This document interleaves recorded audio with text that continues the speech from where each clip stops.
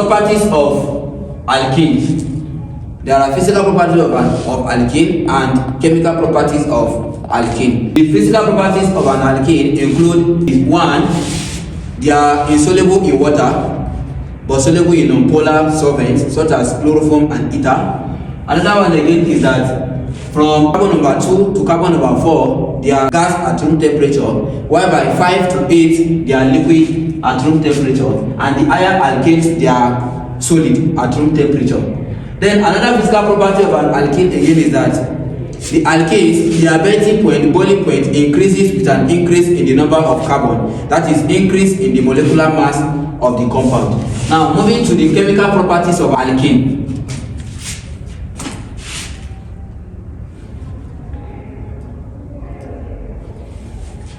Chemical properties of an alkene. We know that the alkene, they are very reactive because they are unsaturated in nature. Their reactivity is more than that of an alkanes. The major reactions that an alkanes undergo are, they undergo additional reaction as well as oxidation reaction. So now, we say that they undergo additional reaction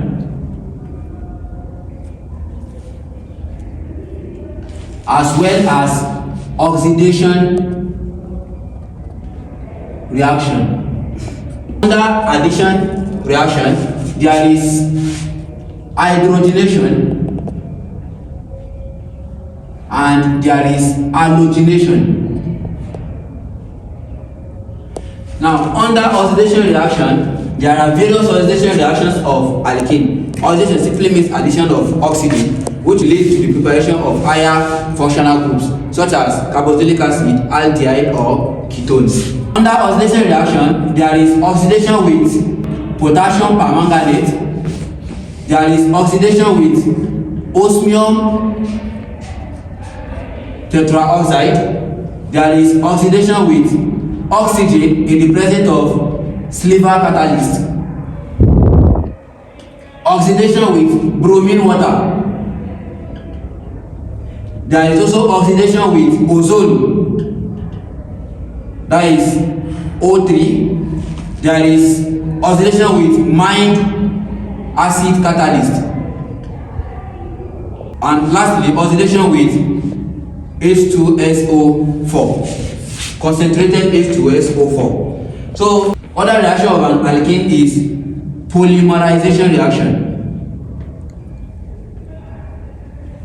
Now, let's look at this reaction one by one. We said the first one is hydrogenation. From the name hydrogenation, hydrogenation simply means addition of hydrogen to an alkene, and this one will produce an alkanes. So we said hydrogenation.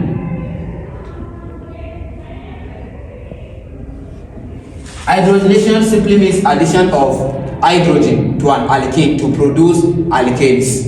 Now, if you are having alkene plus hydrogen molecule in the presence of a metallic catalyst such as nickel, we will be having an alkane. This is the pattern of the reaction. Alkene plus hydrogen molecule in the presence of a metallic catalyst such as nickel, palladium, platinum, it will give us alkanes. Example, this is an alkene, then plus hydrogen in the presence of a metallic catalyst, we will be having alkanes. This is put 2 in, I will be having butane. This is hydrogenation of an alkene. Another one is halogenation.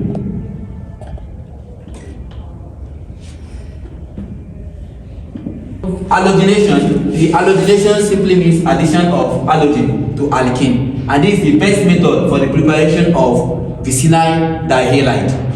Now, if you are having an alkene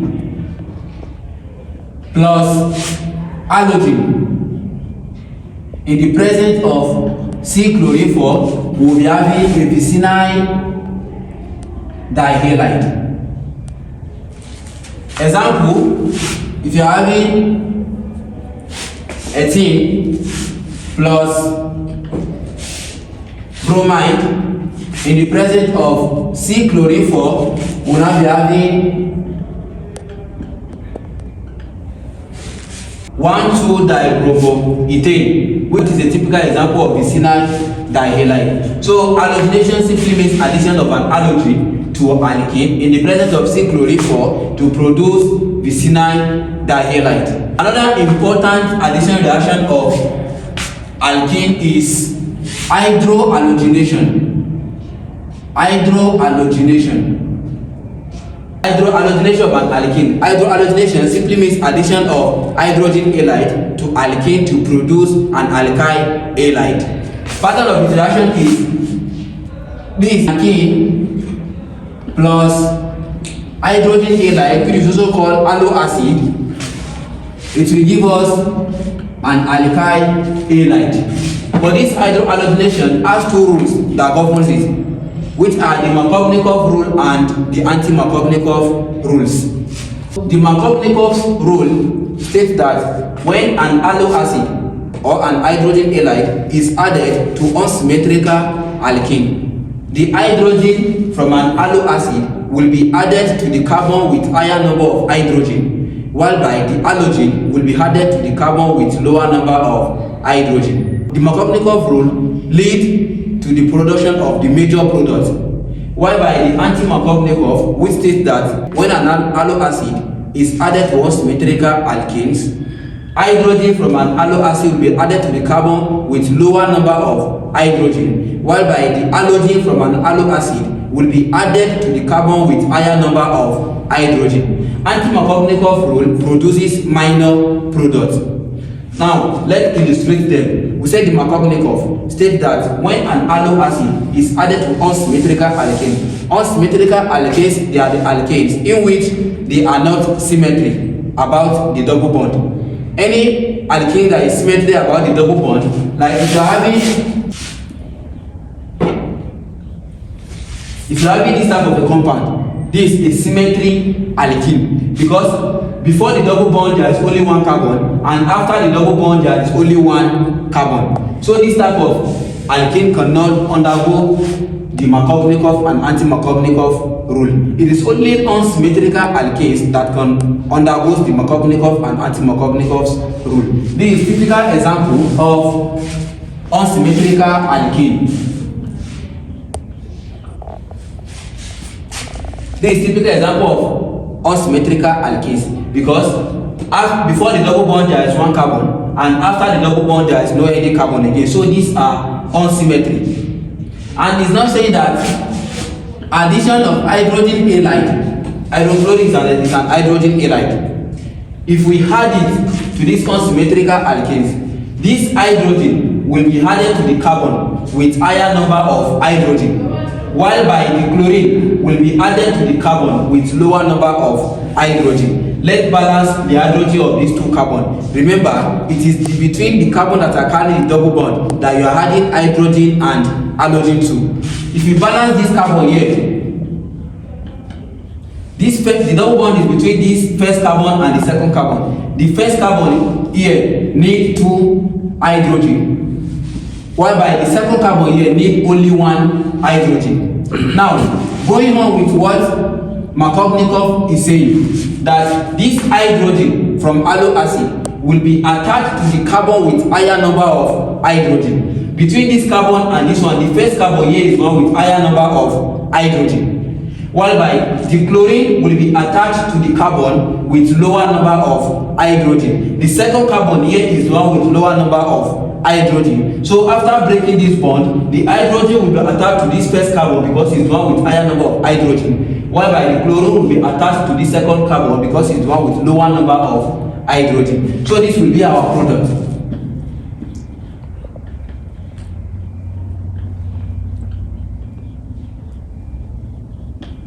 This will be our product. The hydrogen has already been attached to the carbon with higher number of hydrogen, and the chlorine is attached to the carbon with lower number of hydrogen. This is the Markovnikov rule. Now, the anti-Markovnikov is just the opposite of Markovnikovs.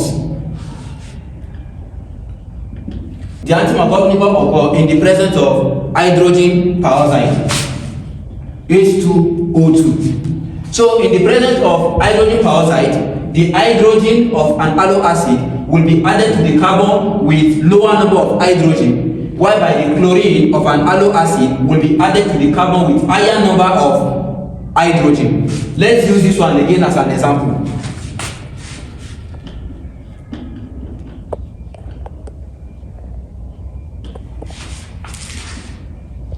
Plus 8Cl, but now in the presence of H2O2. We said that in the presence of hydrogen peroxide, hydrogen will be added to the carbon with lower number of hydrogen, whereby the halogen will be added to the carbon with higher number of hydrogen. Now our product will now be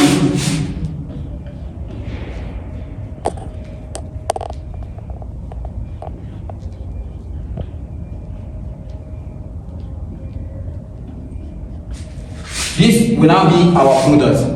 We can see that our hydrogen is added to the carbon with lower number of hydrogen, whereby the chlorine is added to the carbon with higher number of hydrogen. In this case, anti-Markovnikov gives us minor product, because these are the same product, but this is the major product, while this one is the minor product. Because if you look at the carbon that is carrying chlorine in this first product, it has only one hydrogen, whereby the carbon that is carrying chlorine in this second product is having two hydrogen. And we say that the one with higher number of hydrogen is our minor product, whereby the one with lower number of hydrogen is our major product. So in conclusion, Markovnikov gives us major product, whereby the anti-Markovnikov gives us minor product. So this is all about the addition reactions of alkenes. The oxidation reaction of alkene. We say that oxidation simply means addition of oxygen to an alkene, and it usually leads to the preparation of higher functional groups such as the carboxylic acid, alkanol, alcohol, or ketose and aldehyde. The first we have here is oxidation with potassium permanganate. Oxidation with potassium permanganate and together with osmium tetraoxide, both of them lead to the production of a diol or a glycol. In the presence of potassium permanganate or osmium tetraoxide, alkanes are being oxidized to produce a diol. That is a compound with two hydroxyl or with two alcohol functional group. Example, we can be having, if you are having both 2A, in the presence of either potassium permanganate or osmium tetraoxide, will be having a diol or a glycol compound, a compound to alcohol functional group. Once you see an alkene with either potassium permanganate or osmium tetraoxide, know that the product will be, after breaking the double bond, you attach 2 OH to each of the carbon where you break the double bond. The next one is oxidation with oxygen in the presence of silver catalyst. In the presence of silver catalyst, alkane reacts with oxygen to produce an epoxide. So if you are having both 2A plus oxygen in the presence of silver catalyst, will be producing an epoxide with structure like this. Producing what? An epoxide with this structure. Again, you can also be having something like this. Then plus oxygen in the presence of silver catalyst will be producing an epoxide which has a structure of this is an epoxide that will be producing. Once you see an alkane react with oxygen in the presence of silver catalyst, will be producing an epoxide. The next one is oxidation with bromine water. Alkane reacts with bromine water to form bromo alkanol. That is alkanol with bromine. Example, if you are having an alkane plus bromine water, we will be having bromo alkanol.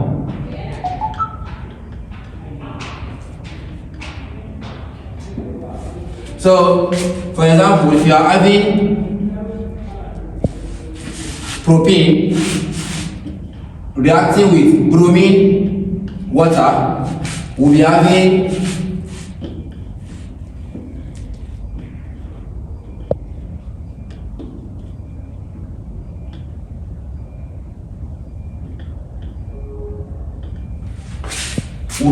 bromo-alkanol. Note that once an alkene is reacting with bromine water, you had between the carbon that are carrying double bond, you had OH to one carbon and bromine to the other carbon. The remaining bromine with the hydrogen that is left from this compound will form hydrogen bromide or the hydrogen halide. So the reaction of alkene with bromine water will give us bromo-alkanol. We could also be having something of this nature.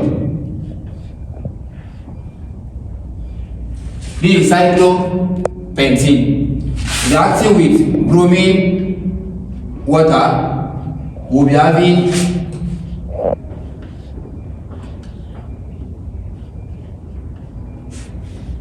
with bromine.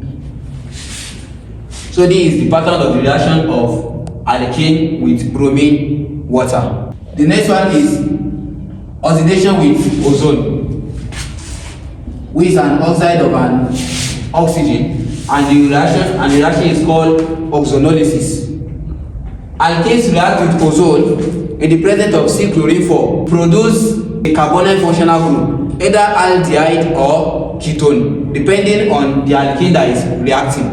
We said alkene plus ozone in the presence of C-chlorine-4, which will produce a carbonyl compound. And the carbonyl compound that can produce is either aldehyde or ketones.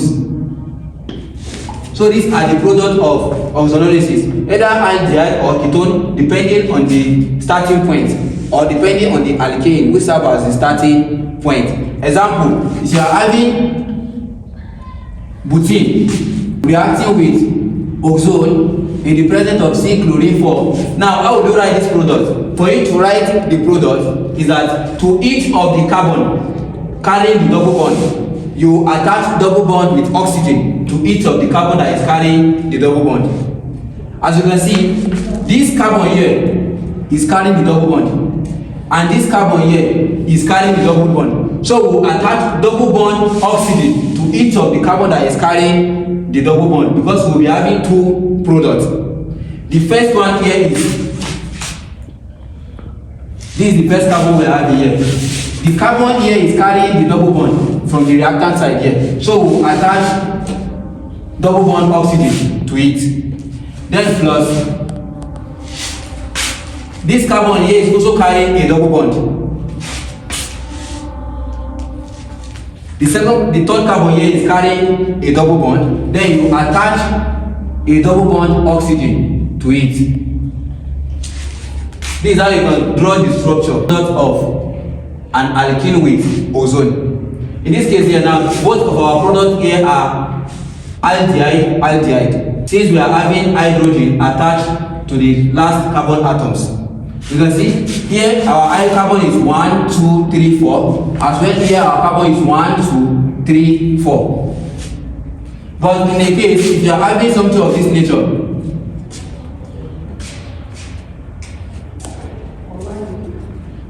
acting with ozone in the presence of C-chlorine-4, we say that in each of the bond that is carrying, in each of the carbon that is carrying double bond, you attach double bond oxygen to that carbon.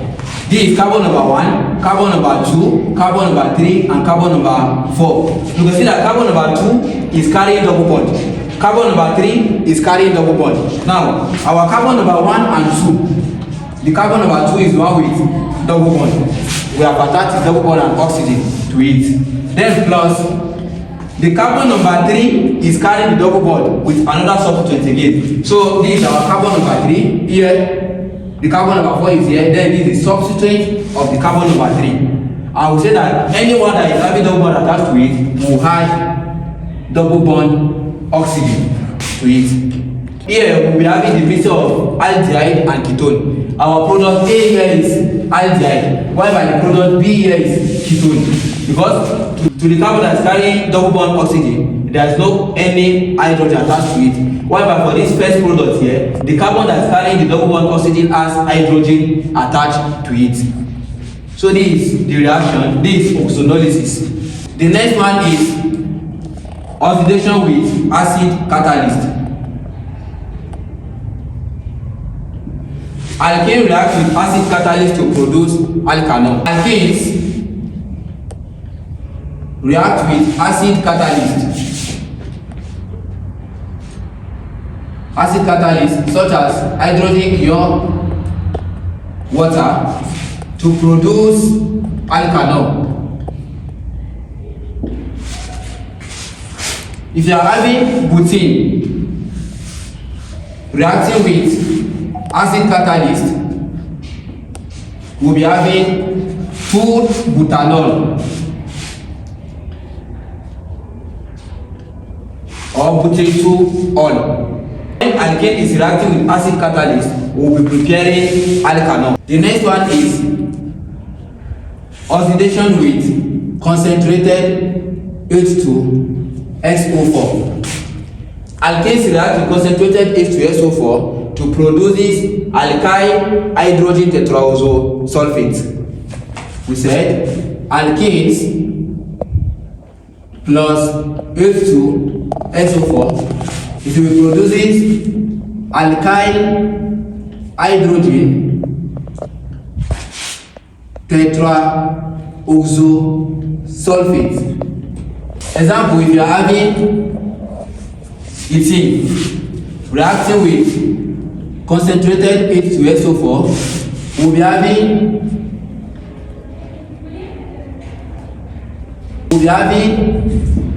ethyl hydrogen tetraoxo sulfate 4. Once an alkane reacts with concentrated H2SO4, it will produce alkyl hydrogen tetraoxo sulfate 4. The last reaction of alkane here is polymerization reaction. Polymerization is a reaction that leads to the production of the polymers. So an alkane usually serves as a monomer to produce a polymer through a process known as polymerization reaction. Example, ethene undergo polymerization reaction to produce polyethane. So this is all under the chemistry of alkenes. Kindly subscribe, like, comment, share, and don't forget to turn on your notification bell so that you don't miss any new video.